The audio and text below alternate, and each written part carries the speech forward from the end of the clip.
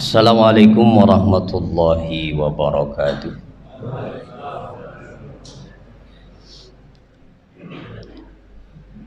Bismillah, alhamdulillah, wassalatu wassalamu ala rasulillah wa ala alihi wa sahbihi wa man walah. Subhanaka la ilma lana illa ma 'allamtana innaka antal alimul hakim. Wala haula wala quwwata illa billahil aliyyil azim.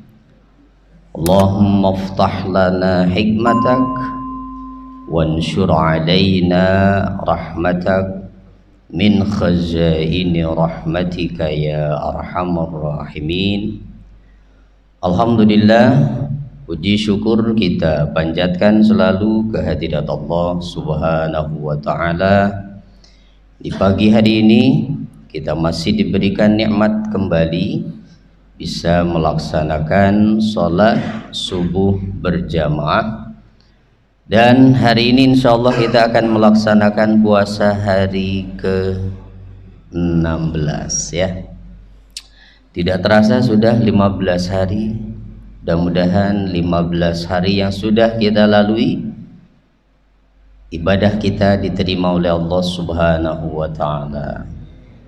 Puasanya, tarawihnya, baca Al-Quran dan lain sebagainya. Mudah-mudahan kalau 15 hari sudah lulus kita melewatinya, insya Allah separuh perjalanan terakhir semakin baik lagi ya, walaupun ujiannya makin berat ya, makin berat. Tapi di 10 hari terakhir inilah keutamaan Ramadan itu. Kalau bulan Zulhijjah keutamaannya ada di 10 hari pertama. Sehingga disebutkan bahwa Asyru Dzulhijjah, 10 hari pertama Dzulhijjah itu adalah hari-hari terbaik dalam perjalanan 1 tahun. Karena di situ berkumpul segala macam bentuk ibadah.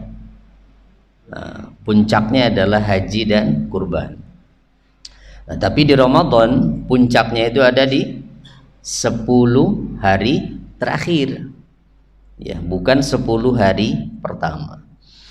Nah, tapi yang bertahan sampai akhir hanyalah mereka yang berpuasanya betul-betul karena iman. Ya, kalau yang berpuasanya hanya sekedar untuk menghargai yang lain puasa itu, ya ikut puasa sekedar untuk menghargai, ya mungkin hanya bertahan seminggu saja. Ya, sudah biasa lagi kita menjelang akhir itu orang-orang yang bebas makan dan minum toh. Betul nggak? Iya. Itu bahkan kita yang puasa yang dituntut menghargai mereka. Luar biasa ya. Nah, pagi ini kita akan melanjutkan pembahasan sebelumnya. Nah, kalau pembahasan sebelumnya hari Kamis yang lalu ya, kalau tidak salah ya. Nah, itu membahas tentang hal-hal yang membatalkan puasa. Masih ingat Pak? Ada berapa? 9 ya. Nggak usah saya tes ya, saya percaya insya Allah masih ingat. Nah, sekarang pembahasan kita tentang orang-orang yang boleh untuk tidak berpuasa. Wah, asik ya. Nih, orang-orang yang boleh untuk tidak berpuasa. Itu juga sama, ada 9 Pak. Ada 9. Nanti kita lihat ya, apakah salah satu dari 9 poin ini kita ada peluang masuk di dalamnya begitu. Nah, sehingga boleh untuk tidak puasa. Nah, sebelum membahas itu, nah kita pahami dulu tentang kedudukan puasa Ramadan ini. Nah, sebagai seorang muslim tentunya semua di antara kita meyakini bahwa puasa Ramadan adalah bagian dari rukun Islam, ya. Karena hukum puasa Ramadan adalah wajib. Dasarnya dari Al-Qur'an, surat Al-Baqarah ayat 183.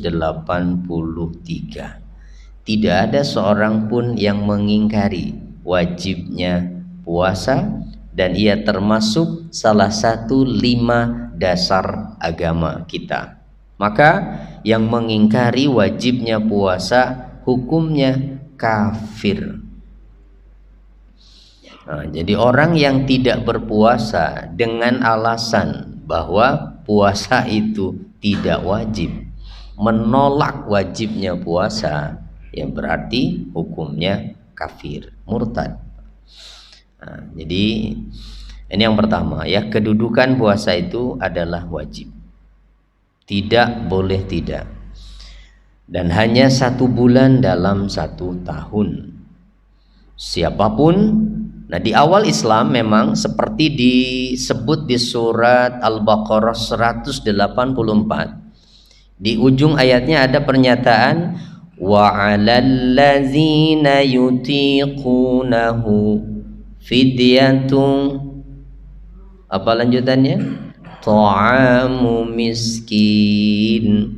Wa 'alal ladzina yutiqunahu, dan bagi orang yang sanggup berpuasa tapi memilih untuk tidak puasa boleh, tapi diganti dengan fidyatun ta'amu miskin, memberikan fidyah dengan memberi makan seorang miskin. Dulu itu di awal-awal diwajibkannya puasa berlaku ketentuan seperti itu, siapa saja.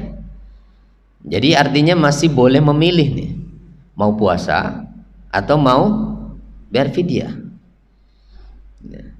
Nah, tetapi kemudian ketentuan ini dinasakh dengan turunnya kemudian ayat 185 yang menjelaskan waktu diwajibkannya puasa. Di ayat 183 kan hanya menyatakan diwajibkan berpuasa atas kalian. Nah, waktunya belum dijelaskan kapan. Nah, kemudian muncullah 185 menetapkan waktunya. Kapan waktunya? Syahrul Ramadan. Ramadan yang mana? Alladzi unzila fihil Qur'an. Nah, maka pernyataan berikutnya apa? Faman syahida minkumus syahra falyasum. Siapa saja yang mengetahui masuknya bulan Ramadan, wajib dia berpuasa tanpa kecuali. Nah, jadi nggak berlaku lagi yang tadi itu, ya, yang bahwa boleh memilih antara puasa atau bayar fidyah. Oh, kalau masih boleh, enakan orang kaya gitu. Nah, sudah siapkan saja fidyah untuk 1 bulan, dah. Nah, tetapi hukum fidyah ini nanti masih berlaku bagi orang-orang tertentu yang memiliki uzur. Nah, ini yang nanti akan kita bahas, ya. Siapa saja orang-orang yang dibolehkan untuk tidak berpuasa? Pertama, anak kecil. Ya, bukan orang kecil, ya. Anak kecil. Siapa anak kecil itu? Ya, anak kecil artinya adalah orang yang belum balik. Apa ketentuan balik? Ciri balik itu gimana? Kalau laki-laki biasanya mimpi, ya. Ya, mimpi apa? Ya, mimpi enak, ya. Mimpi buruk. Ya, walaupun nggak sampai basah, Pak, ya. Ya kan ihtilamnya yang dinilai itu. Jadi kalau anak udah mulai mimpi, berarti kan dia sudah mulai berpikir ke arah sana. Itu sudah balik. Itu mimpi. Kalau perempuan haid, ya. Haid. minimal usianya 9 tahun untuk keluarnya darah haid itu. Nah, kalau laki-laki 10 tahun, ya, 10 tahun udah mulai mimpi dia. Nah, kalau darah haid ini ketentuannya minimal 9 tahun. Itu baru dianggap haid. Di bawah usia 9 tahun, jika keluar darah, maka itu dihukumi istihadhah, penyakit, bukan haid. Ya, jadi 9 tahun hijriyah, tapi ya hitungannya bukan masehi. Ya, perhitungan umur itu dalam menentukan hukum yang dipakai adalah hijriyah. Nah, jadi harusnya kita memang membiasakan seperti itu, Pak. Ya, jadi kalau Ramadan saja kita menggunakan patokan hijriyah, mestinya ya kelahiran anak juga kita gunakan patokannya hijriyah. Walaupun akte yang nggak bisa pakai tanggal hijriyah, tapi kita mestinya mencatat. Karena kan beda kan umurnya kan? Kalau dihitung pakai tahun hijriyah beda. Beda berapa hari? 11 hari bedanya. Ya. Coba Bapak Ibu catat nggak anak-anak yang lahir itu? Tanggal hijriyah tanggal berapa? Rata-rata enggak ya? Nah, tapi bisa dihitung kok, ya. Bisa dicari itu. Ya, di aplikasi kalender kan ada kalender hijriyah. Ya udah tinggal hitung mundur aja. Tahun berapa, bulan apa, tanggal berapa. Nah, itu berarti tanggal hijriyahnya tanggal berapa. Bahkan lebih bagus lagi kalau yang suka merayakan hari kelahiran, pakai hijriyahnya begitu. Nah, supaya kita mulai membudayakan kalender kita, ya, hijriyah itu. Jangan hanya memanfaatkan hijriyah itu tahunya kalau puasa aja dengan lebaran haji itu ya. Baik. Nah, jadi bagaimana kalau anak ini tidak mimpi dan juga tidak keluar darah? Patokannya apa? Sudah lewat 9 tahun. Keluar apa? Bulu. Iya. Suara berbeda ya. Jika dua hal tadi tidak ditemukan pada anak, karena ada apa? Anak itu sudah lulus SMP, sudah masuk SMA, anak perempuan belum keluar darah haid. Ada yang begitu. Ya. Maka yang menjadi patokan jika dua ciri tadi tidak ada adalah usia 15 tahun. Maka siapapun anak yang sudah usia 15 tahun, apakah dia sudah keluar darah haid ataupun belum, apakah dia pernah mimpi atau tidak, berarti dihukumi balik. 15 tahun. Ya, 15 tahun batasnya. Itu usia balik, Pak. Kalau usia nikah? Usia nikah berapa, Pak, di kita, Pak, di Indonesia? Berapa? Iya. Ya, kalau di negara yang lebih 21 berapa itu ya. Tapi kalau secara syariat sebetulnya kalau sudah balik udah bisa nikah. Baik, ini yang pertama. Maka siapapun anak yang belum usia balik berarti dia boleh untuk tidak puasa. Tapi wajib orang tua mendidik anaknya membiasakan puasa. Sejak kapan? Nah, sejak kapan? Ya, kalau mau dikiaskan kepada sholat, ada perintah Nabi agar memerintahkan anak sholat itu usia berapa? 7 tahun. Ya. Muru auladakum bis salati wa hum sab'u sinin. Perintahkan anak kalian untuk sholat ketika mereka berusia 7 tahun. Artinya ya usahakan kalau sudah 7 tahun itu sudah mulai puasa, bukan puasa-puasaan. Kalau di bawah 7 tahun ya puasanya sampai zuhur, sampai asar, nggak apa-apa. Tapi kalau sudah 7 tahun, usahakan sudah full sampai maghrib. Bisa nggak? Bisa. Ya, bisa. 5 tahun aja udah bisa kok. Ya. Tergantung kita orang tuanya. Ya, tergantung kita orang tuanya. Iya. Oke, jadi siapapun anaknya kalau belum balik maka belum wajib atau tidak berdosa seandainya dia tidak puasa, tapi wajib dididik agar terbiasa mengerjakan puasa. Nah, jika dikiaskan kepada sholat itu mulai usia 7 tahun. Ya, 7 tahun sudah terbiasa anak melakukan puasa. Konsekuensinya apa? Kalau anak ini belum balik tidak puasa, tidak ada konsekuensi apa-apa. Tidak dianggap berdosa. Seandainya anak itu puasa, untuk siapa pahalanya? Ya insya Allah untuk orang tuanya, Pak.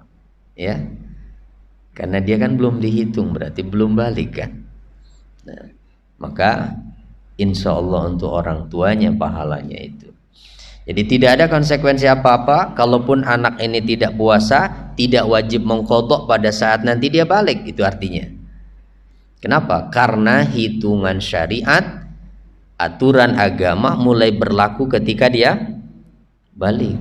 Ya, ketika dia balik. Baru itu disebut mukallaf. Ya, apa mukallaf itu? Orang yang sudah dikenai beban syariat. Nah, bukan mu'allaf tapi mukallaf. Nah, mukallaf itu syaratnya muslim, balik, berakal sehat. Ya, berakal sehat dan normal panca inderanya. Minimal punya pendengaran atau penglihatan, salah satu. Apalagi kalau dua-duanya. Kenapa? Karena penglihatan dan pendengaran itu menjadi alat yang Allah berikan kepada kita manusia untuk mendapatkan pengetahuan. Tidak bisa melihat tapi masih bisa mendengar. Masih bisa nggak orang belajar? Bisa, dengan mendengar. Tidak bisa mendengar tapi masih bisa melihat. Masih bisa belajar? Bisa. Isyarat. Tapi tidak bisa melihat, tidak bisa mendengar. Itu sudah tidak kena taklif. Tidak bisa mendengar, tidak bisa melihat. Kalau dari lahir seperti itu. Ya, kalau sudah sekian puluh tahun dia hidup lantas tidak bisa mendengar, tidak bisa melihat karena penyakit, itu beda. Kan sudah tahu sebelumnya itu, Mbak ya. Jangan terus saya udah nggak bisa lihat, udah nggak bisa dengar, berarti saya udah nggak wajib sholat. Bukan begitu. Kalau memang dari lahir anak itu kondisinya tidak bisa melihat, tidak bisa mendengar, itu tidak kena taklif. Ya. Baik, ini yang pertama ya. Jadi yang pertama berarti yang boleh untuk tidak puasa adalah anak kecil. Kedua, orang gila, majnun ya. Jadi artinya majnun apa? Asal artinya sih tertutup majnun itu. Tertutup apanya? Akalnya. Dari kata janna, tertutup, tersembunyi ya, tertutup akalnya, disebut gila. Tuh, makanya jin itu kenapa disebut jin? Karena keberadaannya tidak bisa dilihat. Bayi di dalam perut ibu disebut janin karena tidak tampak, tidak bisa dilihat. Tuh, akar katanya sama dari jannah, ya, janin. Baik. Jadi yang kedua adalah orang gila. Para ulama membagi kategori gila itu menjadi dua. Gila tidak disengaja dan gila disengaja. Ya wallahu a'lam ya. Contohnya seperti apa gila disengaja itu? Normal tapi diupayakan sekian menjadi gila begitu. Nah, ya kalau gilanya ini tidak ada unsur kesengajaan, maka tidak wajib puasa, bahkan puasanya juga tidak sah karena tidak memenuhi syarat dan tidak wajib qadha. Ya, kalau ada orang gila yang memang tidak ada unsur kesengajaan, walaupun nanti misalnya ya, diterapi sampai sembuh, maka tidak ada kewajiban dia untuk mengqadha puasa pada saat gilanya itu sembuh. Ya, misalnya begitu. Kalau tidak ada unsur kesengajaan. Tapi kalau ada unsur kesengajaan dengan melakukan hal-hal tertentu yang dengan sengaja yang menyebabkan dia menjadi gila, stres, nah maka yang seperti itu wajib qadha pada saat nanti dia sembuh dari gilanya. Nah ini yang kedua, orang gila ya. Ya insya Allah kita nggak ada yang termasuk kategori itulah. Ya.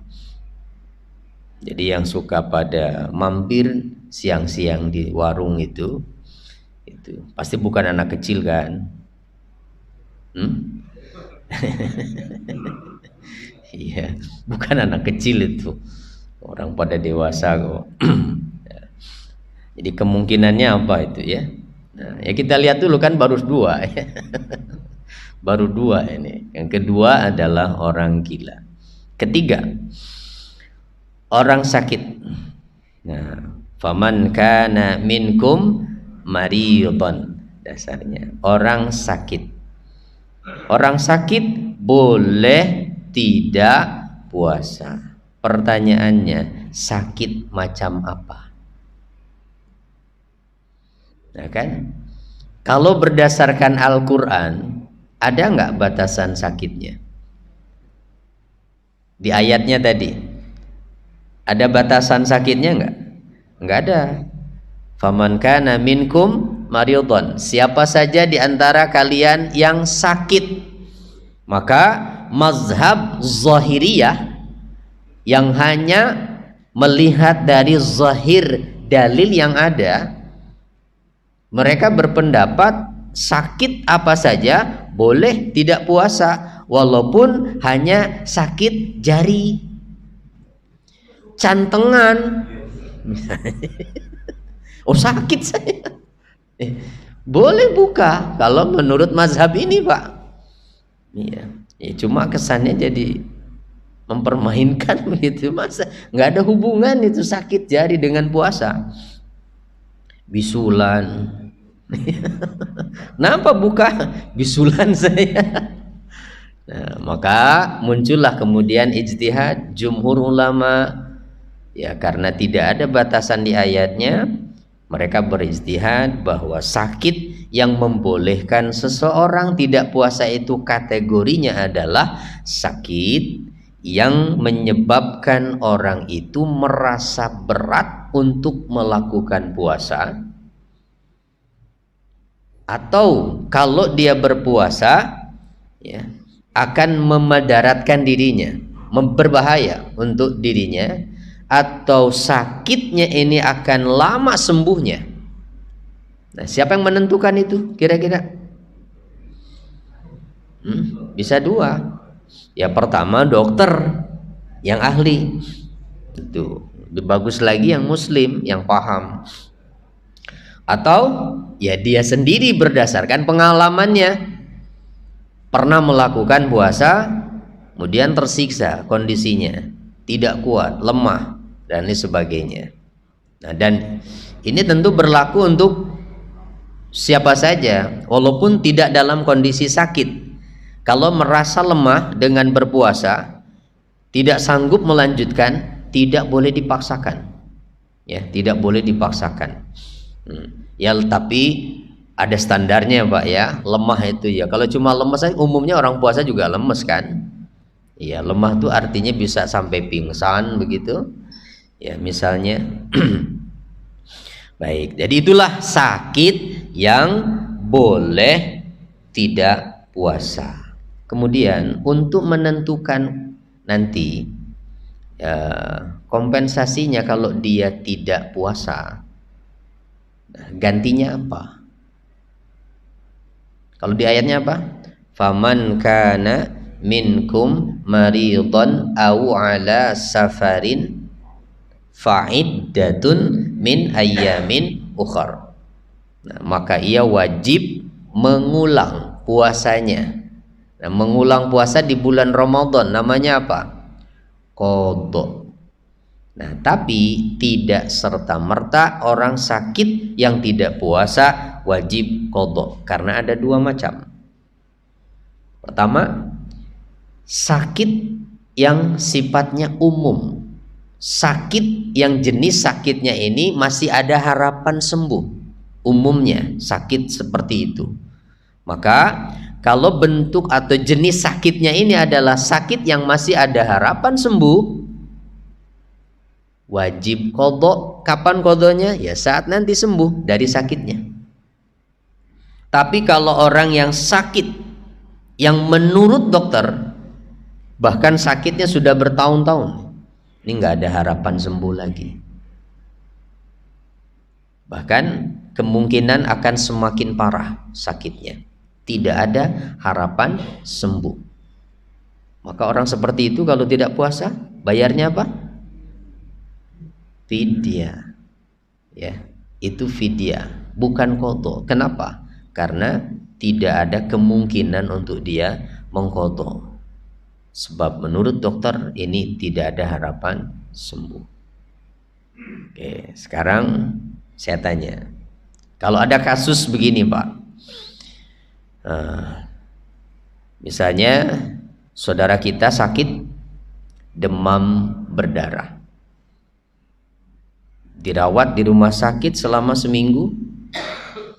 Selama seminggu itu dia nggak puasa tuh, di rumah sakit. Kemudian hari ke-8 sudah membaik kondisinya dan dibolehkan pulang. Hari ke-9 meninggal dunia. Dia nggak puasa 7 hari. Ya. Gantinya apa tuh? Ayo. Gantinya apa? Hutang orang itu apa? Nah, itu pertanyaannya. Hah? Hutangnya itu puasa atau fidyah? Puasa ya? Iya, karena jenis penyakitnya tadi yang mungkin sembuh. Orang sudah sembuh dia hari ke-8, berarti hutangnya puasa, hutangnya bukan fidyah. Ya, loh, tapi qadha berarti kan? Qadha. Lah, tapi kan meninggal. Yang qadha siapa? Keluarganya. Ahli warisnya. 7 hari berarti nih almarhum harus qadha puasa. Enggak harus 7 hari. Ajak 7 orang ahli waris. Yuk kita bareng-bareng puasa nih. Niatnya qadha untuk almarhum. Selesai. Jadi 7 orang bareng-bareng puasa 1 hari. Boleh nggak orang lain yang minta untuk puasanya? Nih keluarga ada yang mau misalnya. Keluarganya nggak ada yang mau. Boleh nggak minta tolong orang lain? Boleh. Minta tolong santri misalnya, tolong nah ini puasa ya 7 orang 1 hari. Ya, kalau tapi ya kalau minta tolong orang lain tentunya Ah iya dong. Iya. Ada jasanya. Ya paling nggak diajak bukanya bareng nanti di rumah gitu. Kemudian nah itu ya. Nah, tapi gini Pak, yang bisa diganti dan diqadha baik fidyah ataupun qadha tadi ini hanya berlaku untuk puasa, sedangkan sholat tidak ada qadha, tidak ada fidyah. Maaf, orang sakit nggak sholat nggak bisa, terus keluarganya bagi-bagi beras katanya ini buat fidyah yang sakit. Ya, selama sakit dia nggak sholat, nggak bisa, nggak ada ceritanya. Fidyah untuk mengganti sholat itu tidak ada. Ya, jadi fidyah hanya berlaku untuk puasa. Kenapa? Karena sholat dalam kondisi apapun, walaupun sakit tetap wajib. Nah, ini masalahnya berarti yang harus paham adalah yang merawat orang yang sakit. Jangan sampai dibiarkan yang sakit ini tidak sholat. Ya, tidak sholat. Kan aturannya kalau tidak mampu berdiri boleh duduk. Kalau tidak sanggup duduk berbaring menyamping kanan. Kalau tidak bisa telentang dengan wajah menghadap ke arah kiblat, diangkat itu di bagian kepalanya dengan berarti kakinya menjulur ke arah kiblat jika memungkinkan. Ya, kalau ruangannya ruangan VIP di rumah sakitnya misalnya cuma sendiri itu tempat tidurnya, bisa diarahkan seperti itu. Kalau enggak, satu ruangan ada 6 orang di situ, ngadepnya juga enggak ke arah kiblat, tidak apa-apa, yang penting sholat saja walaupun tidak menghadap ke arah kiblat. Ya, yang penting sholat. Sudah tidak bisa lagi telentang, dengan isyarat. Tar dulu belum disolatin Pak. Dengan isyarat kepala, nggak bisa lagi isyarat kepala, dengan kedipan mata. Ya, kedipan mata udah nggak bisa, ya kan berarti udah nggak bisa, tinggal disolatin tuh mah. Ya, nah itu Pak batasannya. Kalau sholat mah nggak ada ceritanya diganti fidyah ya. Tapi kita masih menemukan tuh ada orang meninggal tuh bagi-bagi beras katanya fidyah. Ya mungkin kalau itu mengganti puasanya mungkin ya. Oke, jadi ini yang keberapa tadi? Satu anak kecil, kedua orang gila, ketiga orang yang sakit ya. Yang ketiga itu orang yang sakit. Keempat orang yang lanjut usia. Orang lansia, kita nyebutnya lansia ya. Bukan orang tua. Kalau orang tua mah banyak orang tua di sini ya. Kalau kalau tua itu standarnya berapa tahun Pak usianya? Kalau 40 ya itu belum tua ya. 40 tuh masih disebutnya masih pemuda itu ya. 40. Nah 50 ya, kepala 5 itu kahulan, dewasa. Ya. Jadi 50 itu dewasa Pak. Nah, 60 itu baru tua. Disebutnya syaikhukhah usianya itu. Orangnya disebut syekh. Jadi kalau yang udah 60 udah jadi syekh tuh Pak. Tapi syekhnya bukan guru besar. Orang tua. Nah, orang tua yang tidak lagi sanggup untuk berpuasa, bagaimana hukumnya? Boleh tidak puasa, tapi ada konsekuensinya. Apa gantinya? Qadha atau fidyah? Ya fidyah. Kapan mau qadhanya? Orang makin tua. Iya. Jadi tidak ada kemungkinan untuk dia mengqadha karena semakin tua. Maka orang yang lanjut usia ini berarti berlaku ayat yang tadi itu yang sudah tidak sanggup berpuasa. Maka fidyatun ta'amu miskin. Nah, tadi belum dibahas standarnya fidyah itu berapa sih? Sebelumnya udah saya sampaikan belum? Fidyah itu berapa? 1 mud. 1 mud itu berapa? 6,7 ons. Jadi nggak sampai 1 kilo atau 1 liter itu. Ya, 6,7 ons. Ya kalau mau digenapkan biar gampang hitungnya ya 1 liter gitu. Intinya mah 1/4 dari standar ukuran yang biasa kita berikan untuk zakat. Nah, itu 1 mud. Karena zakat itu adalah 4 mud. Ya, zakat itu 4 mud. Nah, 1/4-nya itu adalah untuk fidyah. Itu ya. Nah, cara menghitungnya. Jadi kalau mau kita patok dibulatkan supaya mudah menghitungnya, ya udah 1 liter berarti. Ya. Berarti kalau punya orang tua yang sudah lanjut dan tidak mampu puasa, berarti anaknya wajib menyisihkan untuk fidyahnya per hari 1 liter. Kapan diberikannya? Ya mau per hari boleh, silahkan diberikan langsung kepada yang berhak. Ya, sama mustahiknya seperti mustahik zakat.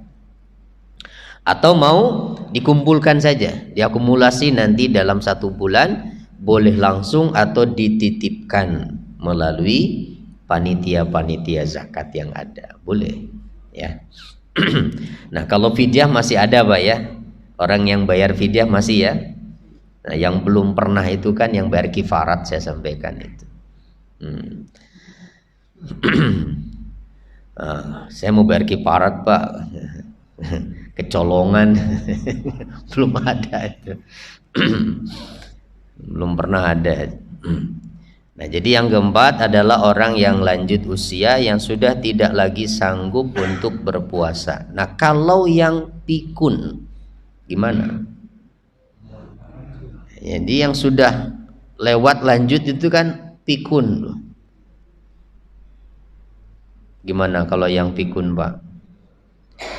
Tidak wajib puasa. Ya karena ya sudah, ya, fungsi akalnya sudah tidak normal ya. Baru disuapin, ngomel-ngomel, kok saya nggak ada yang ngasih makan. Nah itu udah pikun kan artinya. Nah, jadi tidak usah dipaksakan. Untuk sholat juga kalau ada orang tua yang seperti itu ya, karena ya sudah tidak wajib ya, sudah tidak wajib. Nah ini Pak, ada tuh alternatifnya kalau kita nggak mau dikenai kewajiban agama, itu pikun. Tapi janganlah ya, mudah-mudahan sih kita jangan sampai pikun. Itu jangan sampai pikun. Kenapa? Kasihan sama anak Pak. Belum tentu anak kita mau sabar merawat kita. Kalau orang tua, kalau ibu merawat anak masih kecil, nggak ngerti apa-apa, masih sabar kan ibu mah? Bapak masih sabar itu ngadepin anak kecil itu, walaupun seperti apapun dia. Tapi kalau anak ngurus orang tua, banyak yang nggak sabar, banyak ditinggal di panti-panti jompo kan, diterlantarkan begitu ya. Yang diurus dirawat di rumah juga belum tentu sabar kita ya. Dan karena memang juga tobiinya kan, kalau anak kecil itu sebandel-bandelnya anak, biar kayak apapun tetap ada lucu-lucunya ya. Tapi kalau orang tua nggak ada lucu-lucunya, itu ngeselin. Nah, makanya ditekankan betul kan di ayat Al-Quran tuh,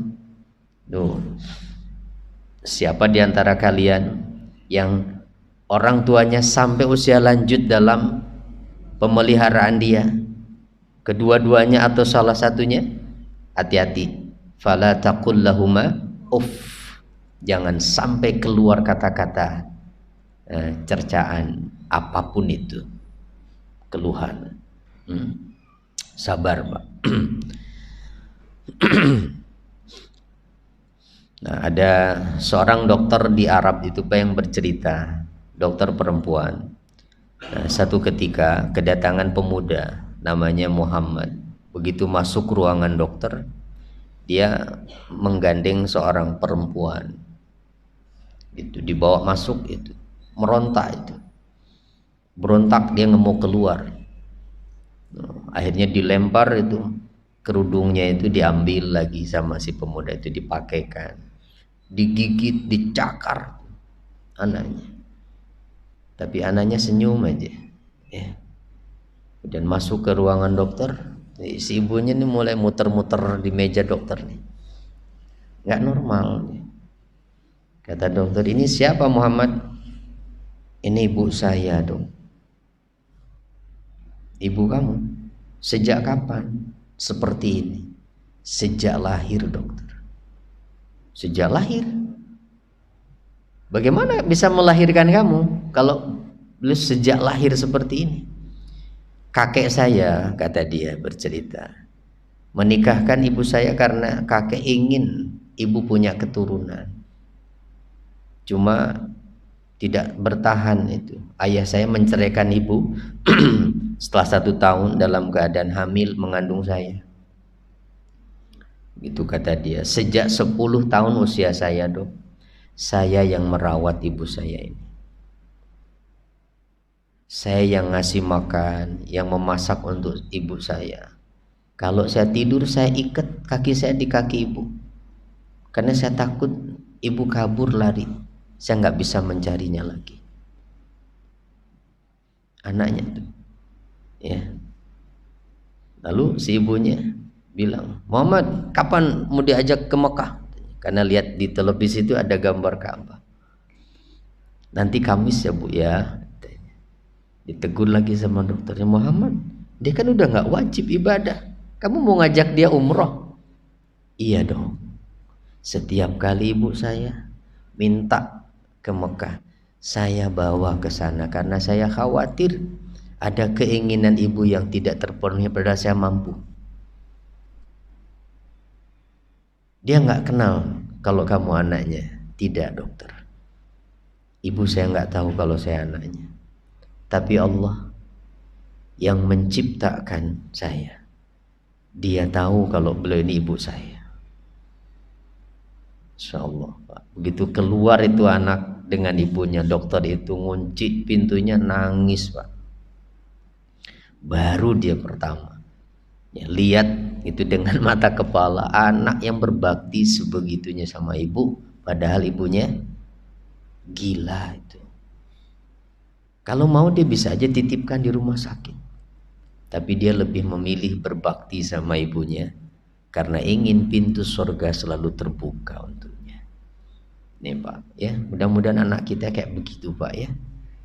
Ya maksudnya ya, diberikan itu kesabaran oleh Allah. Baik, keberapa nih? Keempat ya. Kelima, musafir. Siapa musafir? Orang yang dalam perjalanan. Ada yang mau pulang kampung? Alhamdulillah. Berarti ada peluang dong. Boleh tidak puasa. Nanti dulu Pak. Ada aturannya. Musafir yang seperti apa? Dasarnya di ayat tadi juga. Ya, faman kana minkum maridun au ala safar. Kalau berdasarkan zahir ayat, tidak ada batasan di situ. Pokoknya melakukan perjalanan. Dari sini ke Ciputat perjalanan enggak? Perjalanan. Tapi para ulama memberikan batasan. Berapa jarak perjalanan yang dibolehkan seseorang tidak puasa pada saat dia tidak mampu lagi melanjutkan puasa? Ketentuannya itu disamakan pada hukum sholat. Berapa jarak perjalanan yang dibolehkan orang mengqashar sholat? Karena rukhsah perjalanan itu yang utama adalah qasar, bukan jamak. Rasulullah itu selalu mengqasar sholat ketika melakukan perjalanan. Yang 4 jadi 2 gitu. Jadi jamak itu sebab lain yang memberatkan, itu membolehkan oleh Imam Asy-Syafi'i, ya, mazhabnya menyamakan perjalanan yang jaraknya membolehkan qasar juga boleh jamak. Berapa Pak jaraknya? 89 kilometer. Sebagian mengatakan 84. Nah, kita ambil yang 89 lah, ya. Jadi bapak yang pulang kampungnya ke Bogor belum dapat itu, ya, belum dapat. Ke Bogor berapa itu? Kemana minimal tuh berarti? Bandung, Cianjur lah, ya. Udah tuh 89 kilometer. Muter dulu. Ke Bogornya muter dulu. Ya, jadi yang menentukan adalah jaraknya nih. Mau kemana tujuannya, berapa jaraknya. Kan sekarang bisa diketahui kan. Ya tinggal cari di map, itu tujuannya kemana, lihat berapa jaraknya. Jadi minimal 89. Nah kemarin katanya baru dari Cirebon, ya. Nyampe nggak tuh Cirebon? Lewat, ya. Tapi puasa nggak? Puasa nggak kemarin? Tetap puasa, ya, alhamdulillah. Nah, orang yang melakukan perjalanan jauh ini dapat rukhsah dengan ketentuan begini, Pak. Rukhsah itu berlaku ketika dia sudah meninggalkan tempat tinggalnya, minimal sudah lewat kecamatan. Ya. Maksudnya? Jadi jangan begini. Nih mentang-mentang mau pulang kampung, terus udah bilang-bilang sama tetangga, besok saya nggak puasa, ya, gitu. Soalnya saya mau pulang kampung. Jadi udah nggak sahur dari rumah, udah nggak puasa, padahal belum berangkat. Nah, ada nggak yang begitu? Itu tidak benar, karena Rasulullah SAW dalam riwayatnya pernah melakukan perjalanan saat di bulan Ramadan itu dari Madinah, itu dalam kondisi beliau berpuasa. Baru sampai di satu tempat namanya Qura al-Ghamim, bahkan itu udah waktu asar, Pak, udah asar itu, sebentar lagi maghrib kan. Hanya ada sahabat yang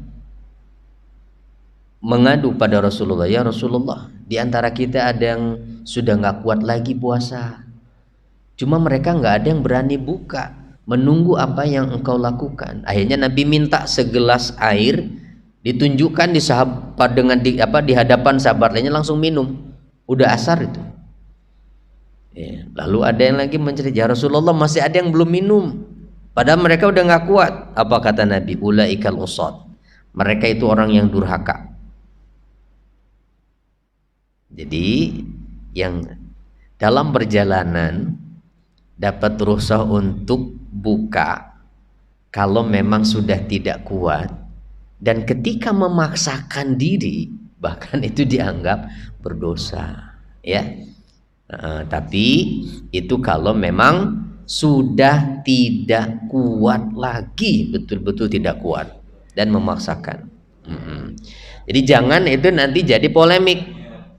Pada saat kita melakukan perjalanan, rombongan misalnya, ada yang buka, ada yang enggak, terus saling mencela, ngapain buka, orang enggak berat apa-apa, kata yang buka berdosa loh kalau enggak buka. Nah kan jadi enggak klop itu, ya. Menyalahkan, menganggap berdosa orang yang tidak mengambil rukhsah. Nah, mana terus yang lebih utama, Pak? Ngambil rukhsah atau tetap berpuasa?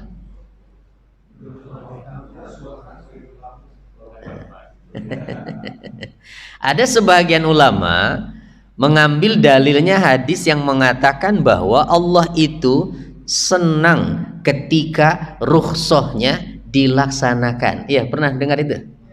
Nah, ada yang mengambil dasar dalil itu sehingga berpendapat mengambil rukhsah lebih utama. Tetapi mayoritas ulama merinci hukumnya. Jika kondisinya berat untuk melanjutkan puasa dalam perjalanan, maka yang lebih utama rukhsah ambil. Tapi kalau tidak berat untuk melanjutkan puasa, lebih utama tetap puasa. Walaupun jaraknya jauh dari sini ke Kalimantan, tapi naik pesawat 2 jam nyampe. Itu habis itu nyambung naik taksi, adem terus, tidak ada beratnya. Ya tetap puasa saja, lebih utama, ya lebih utama. Baik. Nah ini yang musafir ya. Nah jadi sudah harusnya berarti tetap sahur dulu dari sini, ya. Nah nanti di tengah perjalanan kalau memang berat tidak bisa melanjutkan, silakan ambil rukhsah. Jangan udah nggak sahur, bahkan udah diancer-ancer. Nanti kita makan pagi di sana ya, di rest area sekian. Itu itu tidak benar begitu ya. Ya kalau mempersiapkan bekal mah nggak apa-apa ya, jaga-jaga jangan barangkali nanti nggak kuat begitu ya, silakan aja itu bawa makanan persiapan ya, tapi ya jangan diniatkan ya. Kalau masih kuat mah jangan, aduh sayang nih makanan udah dimasak mubazir. Ya kalau kuat kan tetap ada konsekuensinya. Kalau ngambil rukhsah juga wajib qadha nanti. Ya wajib qadha. Nanti di luar Ramadan. Lah kalau melakukan perjalanan pulang kampung nggak puasa, udah ngambil rukhsah, kecelakaan Pak, meninggal. Gantinya apa? Ya sama seperti tadi, qadha berarti yang mengqadha ahli warisnya. Ini yang kelima ya, musafir. Keenam dan ketujuh adalah wanita hamil dan menyusui. Wanita hamil dan menyusui boleh tidak puasa. Walaupun dengan puasa insya Allah tidak akan terjadi apa-apa. Banyak wanita hamil menyusui tetap berpuasa, tidak terjadi apa-apa. Lebih baik dikonsultasikan dengan ahlinya ya. Bagaimana kalau tidak berpuasa, apa gantinya? Ada dua. Kalau ibu hamil menyusui ini tidak puasa karena khawatir ke anak saja, ibunya kuat kok, dia puasa kuat, tapi kasihan ke anak, saya nggak puasa aja, maka wajib qadha plus fidyah, dua tuh. Tapi kalau ibu hamil menyusui tidak puasa karena khawatir ke dirinya, karena pernah coba puasa nggak kuat, atau ke diri dan anak, maka wajib qadha saja, kecuali ibu yang tidak memungkinkan bagi dirinya melakukan qadha, nggak punya kesempatan untuk qadha karena punya anaknya tunji. Bapak tahu tunji? Nah, setahun hiji. Iya, ini dia ngambil rukhsah sekarang lagi hamil, selesai menyusui hamil lagi. Kapan qadhanya itu? Nah, maka menurut sebagian ulama perempuan yang seperti itu bisa menggantinya dengan fidyah puasanya ya. Ya, hamil menyusui 6, 7, yang ke-8 adalah yang haid, dan ke-9 nifas, di mana dua-duanya kalau tidak puasa diganti dengan qadha. Itu sudah umum ya. Nah, itulah 9 ya poin. Kira-kira ada peluang kita masuk salah satu di dalamnya? Ya ada musafir, ya paling enggak ya. Enggak mungkin orang gila mah ya.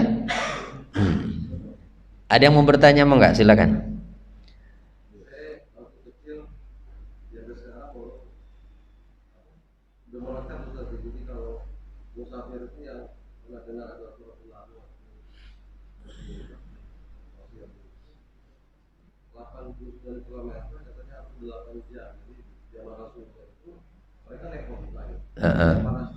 Iya. Mm-mm. Jadi kalau sekarang kan ada foto tadi Kalimantan dia cuma 2 jam, Mm-mm. 2 meter ke Medan 2000 km cuma 2 jam, Mm-mm. naik taksi jam lebih aman. Mm. Kalau kan pakai alat panas Iya. 80 km itu kira sekitar 8 jam perjalanan. Apa saya salah sebenarnya? Kalau ini Nah, memang ada dua standar. Sebagian ulama menggunakan jarak tempuh, nah, yaitu tadi 89 kilo. Sebagian ada yang menggunakan standarnya waktu tempuh. Nah, kalau waktu tempuh itu yang dibolehkan orang mengqashar sholat itu jika perjalanan yang ditempuhnya itu ya bisa mencapai 3 hari 3 malam dengan jalan kaki. Standarnya jalan kaki ya, 3 hari 3 malam. Walaupun dekat misalnya jaraknya, tapi dia harus melewati gunung. Nah, 3 hari 3 malam baru sampai. Itu masuk kategori di situ. Nah, kalau pakai waktu ya, ya. Kalau 8 jam saya belum tahu tuh dasarnya ya. Tapi kalau yang para ulama itu 3 hari 3 malam waktunya ya. Tapi kalau Pak mau ngambil yang standarnya jarak ya tadi 89. Berarti kalau sudah 89 ke atas kita sudah termasuk yang dapat rukhsah ya. Ada lagi? Ya. Ya. Iya.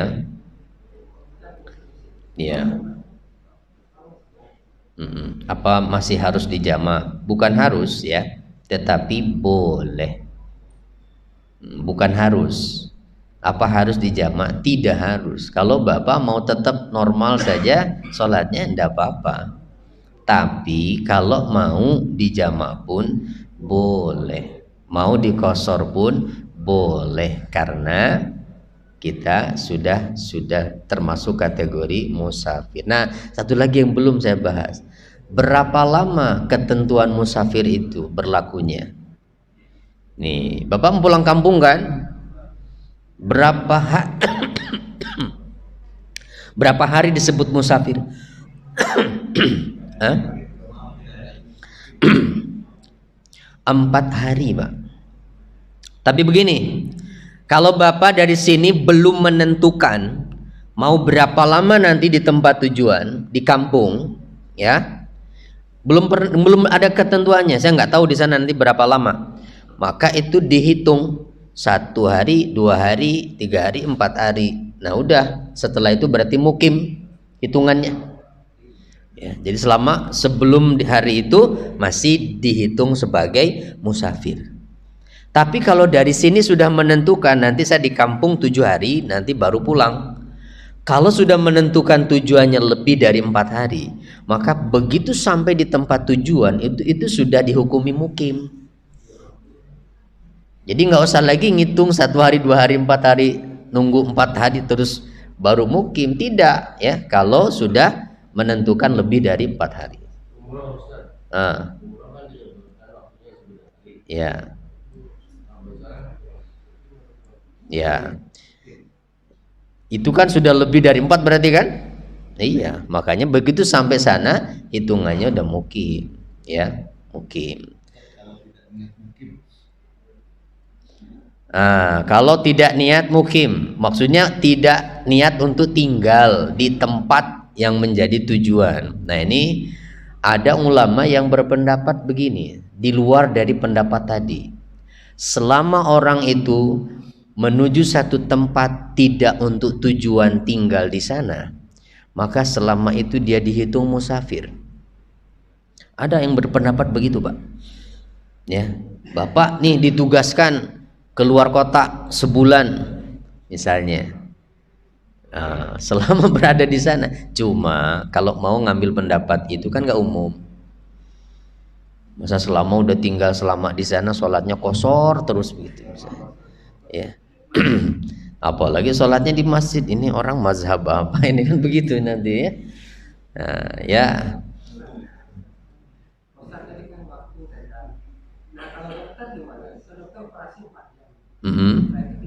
Gimana? Dokter operasi.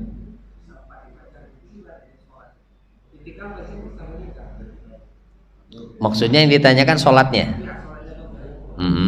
Jika memang tidak memungkinkan untuk sholat dulu, ya bisa ditunda sholatnya dan azam di hatinya nanti jam berapa sholatnya. Nah, jika tidak bisa menentukan itu dan memang terpaksa kondisinya, jika ditinggal justru akan mengancam, ini terancam nyawanya pasien ini, ya maka nanti sholatnya diqadha. Ya, itu termasuk uzur. Kalau seperti itu, dokter, ya. Termasuk yang ketiduran lewat waktu sholat, qadha segera ketika ingat. Cukup Pak? Udah? Ya.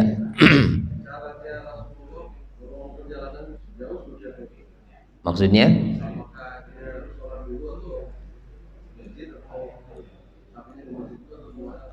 Jadi adab yang Rasul ajarkan kalau mau melakukan perjalanan itu, ya melakukan sholat safar. Ya memang lebih utama dilakukan di masjid, ya, tapi di rumah juga tidak boleh. Tidak apa-apa.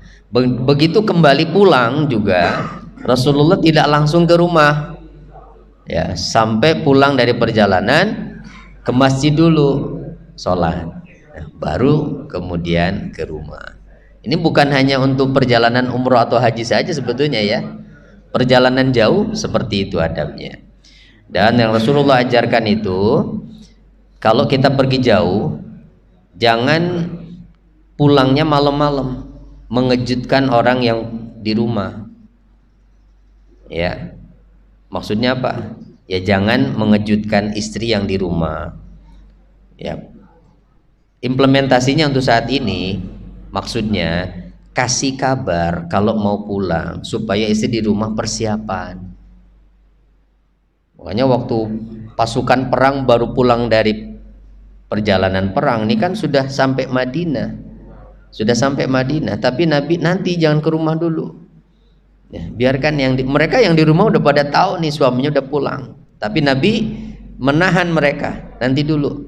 Ya, biarkan istri-istri kalian berhias dulu di rumah, gitu Pak. Ya, iya. Jadi ngasih tahu dong ya. Kan istri itu nggak nyaman kalau suami datang dalam keadaan dia nggak siap gitu, ya. Belepotan keringat dan sebagainya. Nah, itulah ajaran Islam itu ya. Apalagi yang lama udah ya 40 hari nggak ketemu. Baik Pak.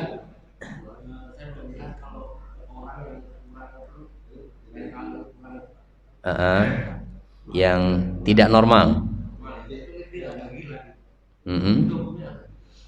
Ya kalau nggak normal ya berarti kan kategorinya masuk kemana itu tadi? Ya, yang